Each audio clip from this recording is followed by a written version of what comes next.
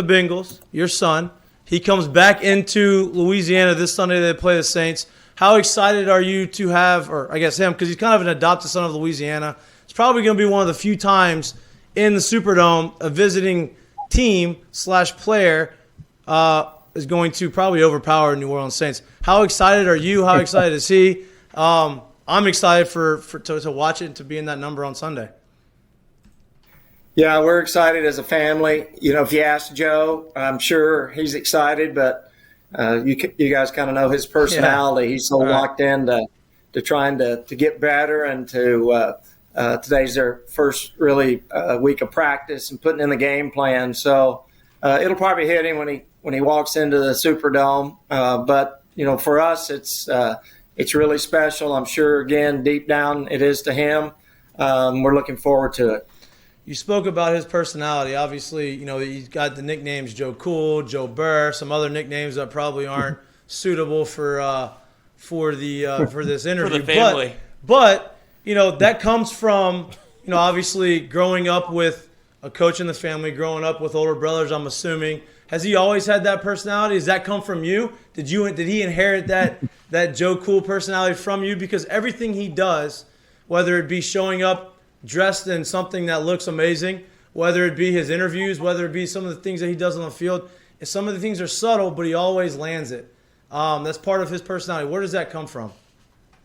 I think, you know, maybe growing up and being around so many sports from a young age, he sees that confidence is almost a prerequisite for being successful. So at an early age, he became a quarterback, and he's always known that a quarterback has to show leadership, and part of that, or a big part of the leadership, is confidence. And he's had some games where things don't go well, and he's able to really forget about it. I mean, the first game of this year, he throws the first time ever 4 interceptions, and then he throws to Jamar the last play of the game to we thought win it, but we had the extra point block. And then any of these games this year, there's been roadblocks. They haven't been as explosive as last year, but you know, people say when he goes to the bench, and you can always, if you're watching TV, you can really never tell whether he did throw his second interception or his second touchdown. I think that's a good trait, but really that's really just always been his personality. Coach, you talk about him growing up as a kid. He had the 2 older brothers. You talk about him being confident. Is there a specific instance that you can point back to as his dad with him growing up where you're like, all right, this kid's a little different. He's a little unwavered by things that happen, that you just saw something in him that said, you don't usually see this in kids? I think there was a basketball game. Maybe he was, 3rd, 4th grade maybe, and I think we were like 7 points down with 2 minutes to go, and all of a sudden he scores 9 points straight and hits 2 critical free throws at the end of the game, and you just go, you know, that's probably not normal, but it happened. And then 2, I mean, they put him at quarterback when he was in 3rd grade, and all of a sudden you see a 3rd grade quarterback in shotgun and spread offenses and giving him 2 plays, and he either, if the box is full, he throws it to the quick screen outside. It's an empty set, and then if there's nobody, if everybody's out there, he taps the center and he goes 70 yards on a quarterback sneak. So those were things that you just kind of look at and go, those are cool things, but probably not normal for a 3rd or 4th grade. So, Coach, so you're trying to tell me? Wait, you're telling me he was calling audibles in 3rd or 4th grade? That's unbelievable. Yeah, they would go to what they called a diamond set to the outside. He had this set of twins that were really his best friends, and they would be, one of them would be in the diamond as a blocker, and the other one would be behind. And literally, if there was nobody over the center, he would tap him and run a quarterback sneak. He was under center. God, it's so great. if they were all in the box, he would throw the quick screen. So yeah, they were giving him 2 plays, and I see him out there now. They give him 2 plays sometimes, and certainly LSU did that a lot. And but he's been doing it a long time. Right. Spread, shotgun, 3rd and 4th grade. Yeah, it was pretty crazy. Coach, Special. Oh, go ahead. Coach, I think if he could handle 2 plays in 3rd grade, he could certainly handle it in the NFL at this point. Yeah. What you did was raise a monster is what you did. You did this. You created this. Well, we would watch film some. A lot of people think we just grinded on film study all the time. We really didn't. I didn't get to see all of his games, especially 3rd and 4th, 5th grade, 6th. They were not always on a Sunday. But we would watch some film and talk about coverages every now and then, but we kind of make it a fun deal. I never wanted him to think, hey, my defensive coordinator dad's coming to put me into shape here and tell me what I did wrong. And he was at almost every game that I coached here at Ohio University, home and away. So, and knowing that I was responsible for the safeties and the whole defense, I think he spent a lot of time, watching defenses because that's what I coached, and I think he learned a lot from all those games. He's obviously a special player. He's special from a young age, as you said. But part of what makes him special is the things that he's done off the field, right? He hasn't, he's kind of all business when you see him on TV and when you see him in interviews, but then he goes to his Heisman speech and he talks about Ohio and the hunger and helping people that are in need. And he started the Joe Burrow Foundation, and I know that you're doing a lot of work with him with the Joe Burrow Foundation. Can you talk a little bit about that? Why did it start? What is it benefiting, and how can people get involved? Well, I think that 31 seconds of his Heisman speech that he devoted to food insecurities in Athens and Southeast Ohio. The next day, they started a GoFundMe that's now with the Joe Burrow Hunger Relief Fund, $1.8 million. Wow. So he realized, at that point that he had a platform, and if he used that platform for good, then there was a lot of good families that could benefit from that. So he wanted to start the Joe Burrow Foundation. That's different than the Joe Burrow Hunger Relief Fund because now we can target other areas besides just really Athens County. And he for sure said he wanted to give back to Baton Rouge in that area and Cincinnati and surrounding areas. He would tell you that this whole thing, from being drafted number 1 to his success to being able to have this platform and help other families is all directly it's responsible because of the things that happened at LSU. Coach O gave him a chance, and none of this would have happened, without that. So he's excited. We're providing resources and opportunities to the underserved and the underprivileged, with emphasis on food insecurities and also children's mental health. And you can go to joeburrow.org. We've had a great response, not only from people in Louisiana, but from Ohio and really everywhere. So we're excited to move forward with this. That's actually really cool. As we're sitting here talking about this thing and kind of seeing where things, I guess you can say, started for you guys as a family, as Joe's grown up and as Joe's gotten to where he's gotten, is it something that you kind of sit back and look at sometimes and kind of can't believe where it's going to, or is it kind of something you kind of saw this thing manifesting and growing pretty much the whole way through?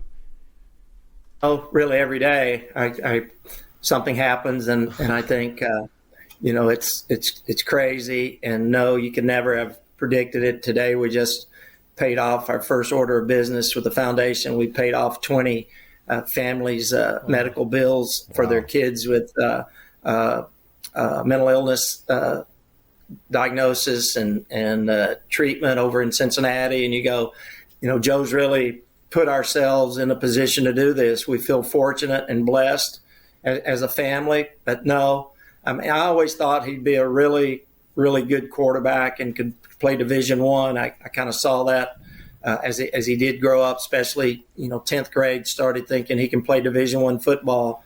But to have the impact that he does over not only just young people, but really fans of all ages. And somebody said, well, why is that? And I just think whether he's in LSU or at Ohio State, Athens High, Cincinnati, he has an ability to relate to his fans, and those fans have the ability to relate to him. So, they like what they see in Joe, and his personality really, as we talked about, never really changes. I think people like that.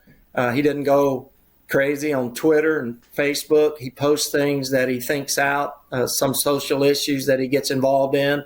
And really, even though people may not, including myself, always agree with his stance on something, everybody respects the fact that he's willing to speak out. Yeah. So we do have to pinch ourselves about every day when these things happen. Well, it's well-deserved. You can kind of see it on the field, the way he plays the quarterback position, the way his team gravitates towards him, and the way he kind of is he's extremely talented, but almost like a grinder, right? Like, no matter what's going on, whether it's good or bad, he's always going to keep pushing forward. And I think the fans, at least me in particular, I like to see that, because it kind of shows his personality off the field, on the field, and then you can tell it's the same guy. So, he's an extremely special person. You've done an unbelievable job of raising him.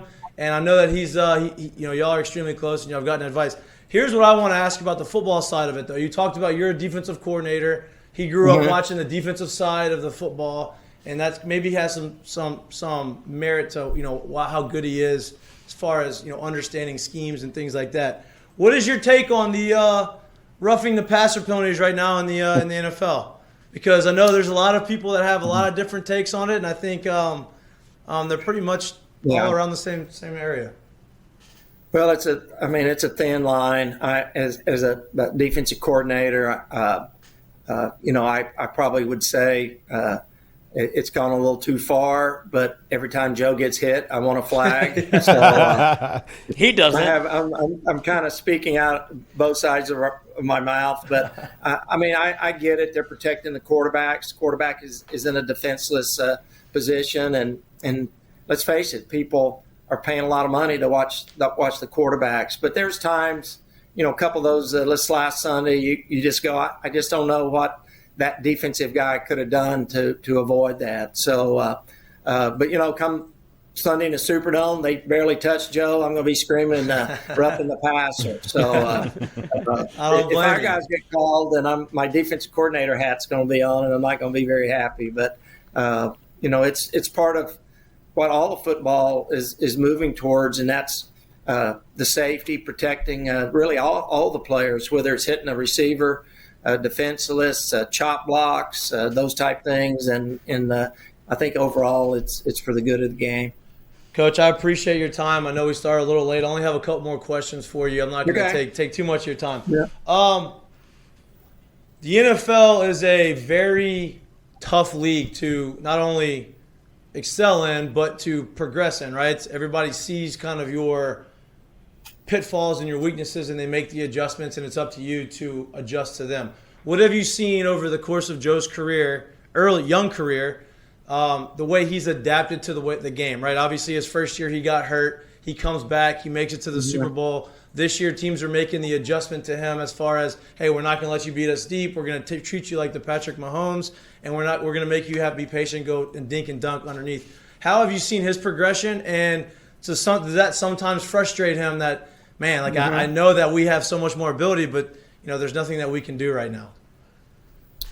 Well, he's been fortunate that he's had great coaches, and that really started in third grade. So, you had Coach Ensminger and Joe Brady and Coach O that taught him a lot about playing quarterback in the very tough SEC. Then you get in the NFL, and you got to get used to the speed of the game, and that'd be the one thing that he tells you he probably didn't expect. Even though he played in the SEC, then you go to another level. But yeah, he has to adapt. It's not easy for him because he and Jamar have always been so explosive.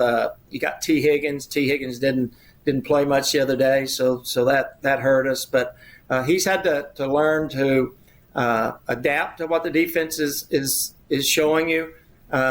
it's interesting. This is a credit really to Jamar and Joe and the Bengal offense. They never see on Sundays really what's been on film the previous several games. So, for example, the Ravens usually play a lot of coverages that they never even saw on Sunday. So there's a learning curve that starts right away, and Jamar's part of that. He has to learn too, which he's doing a better job, as well as Joe, of not getting frustrated and taking what they're giving us. And then I think everybody understands the importance of running the football. Joe for sure too.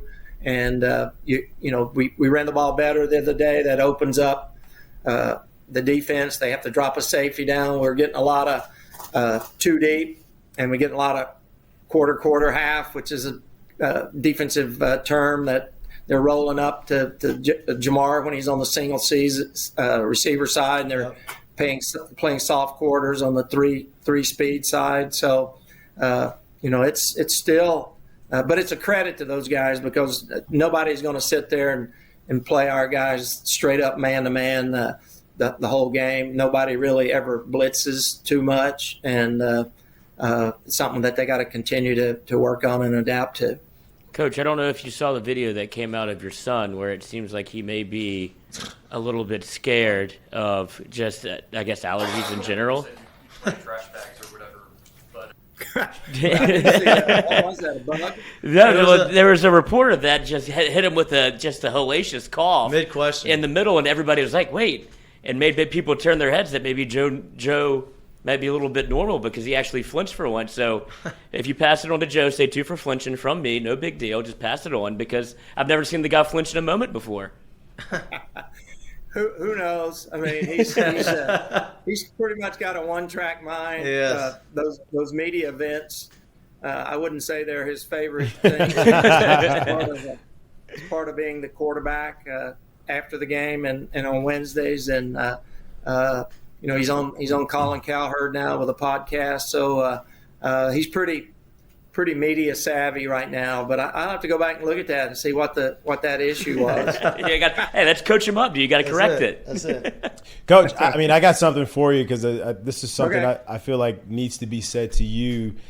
In a world of, being around his peers, in a world full of alpha males, I think one of the biggest compliments to Joe and to you and to your family, because of how you guys were able to raise him, is that he's turned Cincinnati into a desirable place for players to go and play, and people to want to be there because they understand what's there and what he stands for and how he's changed the face of that culture and that environment and that organization.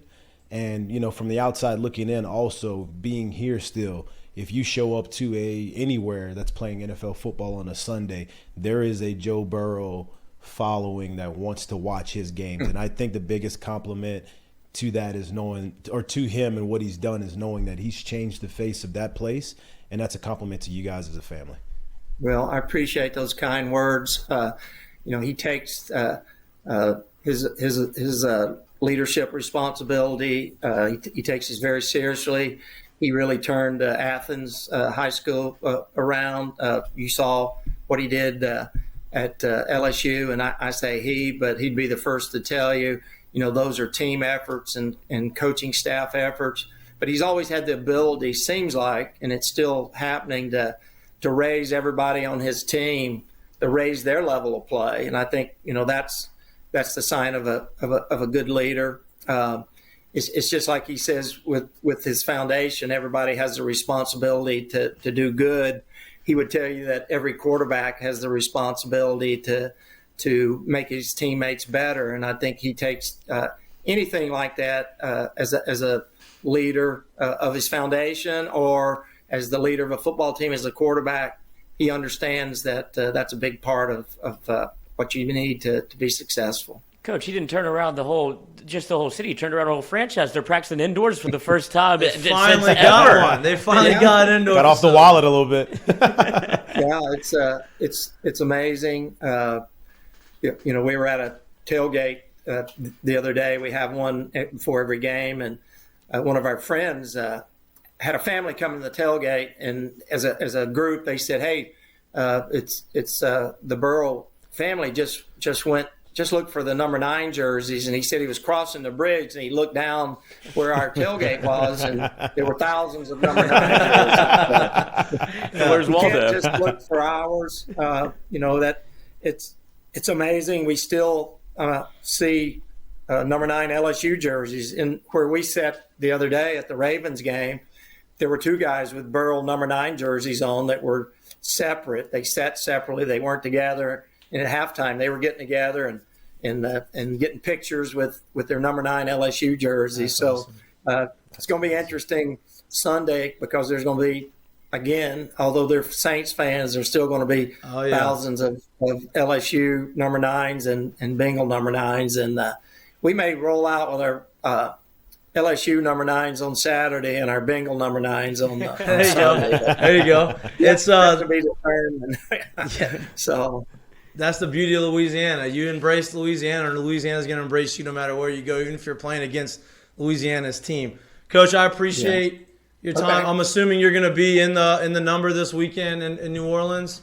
yeah, we'll be there. And before I go, let me just say this: the Joe Burrow Foundation. If you want to donate, go to joeburrow.org. Anybody that does, and as I said, we've had a great response. Then Joe considers them a part of his team, part of his foundation's team, and I know Louisianans are going to be awesome in their support, and we're going to do a lot down there to help. We got a great advisory board that's being set up, and we look forward to New Orleans, and we're looking for a big win.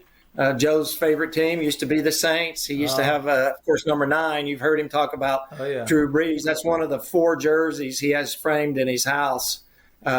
Is Drew's that they shared. He has the BURREAUX. That's awesome. Drew Brees number 9. He has his national championship jersey and has a Bengal number 1 that he was given the day of the draft. So he had a Reggie Bush jersey growing up. So he's going to know it's special when he walks into that stadium. I bet. I can't wait to watch it. JoeBurrow.org if you want to donate, if you want to contribute. There's a lot of good things going. We're going to post it all over social media for you. I appreciate your time. We'd love to have you back on at some point. And, best of luck to you. Best of luck to Joe. And we'll be watching on Sunday.